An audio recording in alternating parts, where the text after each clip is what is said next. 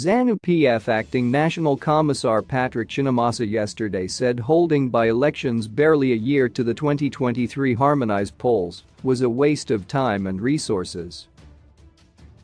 This came after President Emmerson Mnangagwa announced on Wednesday that by-elections, which have been pending since June 2020 following the recall of 133 MDC Alliance MPs and councillors, would now be held early next year.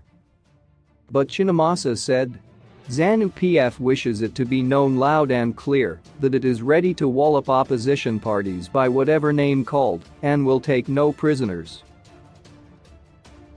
But it must be put on record that the by-elections, when promulgated, will take place with barely a year to go before the 2023 harmonized elections, a complete waste of taxpayers' money. He added, notwithstanding, it is, however, Zanu PF's primary revolutionary duty to politically bury counter-revolutionary, anti-people sanctions-seeking, political sellout outfits masquerading as democratic change makers, and this duty has to be performed anytime, anywhere. MDC Alliance, however, said the by-elections were likely to produce a disputed outcome if held before implementation of electoral reforms. MDC Alliance spokesperson Fadzai Mahir said proclamation of an election date should have been accompanied by reforms. The consistent position that has been taken by the MDC Alliance is that any proclamation for elections must be accompanied by a clear reform roadmap that paves the way for an undisputed election, Mahir told Newsday. The bad governance and legitimacy crisis that continues to plague Mr. Mnangagwa's regime is a direct result of the disputed election of 2018. Their failure to deliver basic services, including public health, education, housing, water and food security, as well as the attendant broken economy, stem from the fact that they are not a people's government.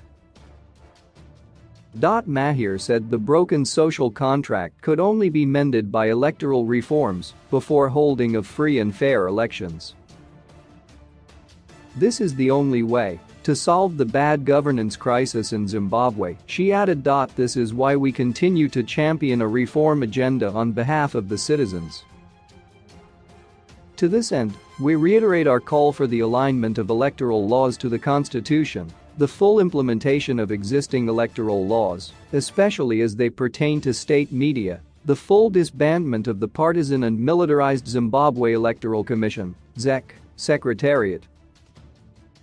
Mahir, whose party was snubbed by ZEC in September for stakeholder consultations as the electoral body waited for orders from above, demanded bona fide engagement with the institution. To set an election date without addressing the vexed electoral reform question is to put the cart before the horse. The need for reforms is non-negotiable. The Douglas Munzara-led MDCT spokesperson Witness Dube said elections without reforms would produce a disputed outcome. We are comfortable with elections coming. We were ready for elections when we made the recalls, however, it must always be known that we believe we need electoral reforms before any elections can take place, Dube said.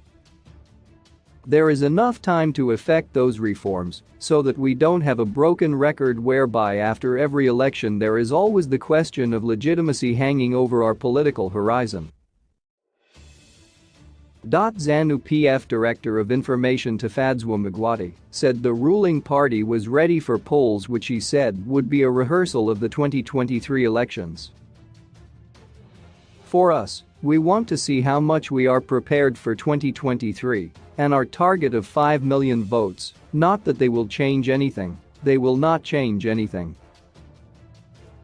By-elections were necessitated by deaths of some elected officials and recall of MDC Alliance MPs and councillors by Munzara's outfit. The MDC Alliance accused Munzara of working with Zanu PF to decimate the opposition by recalling its elected officials, grabbing its headquarters with the assistance of the military, and trying to take over its party name as well.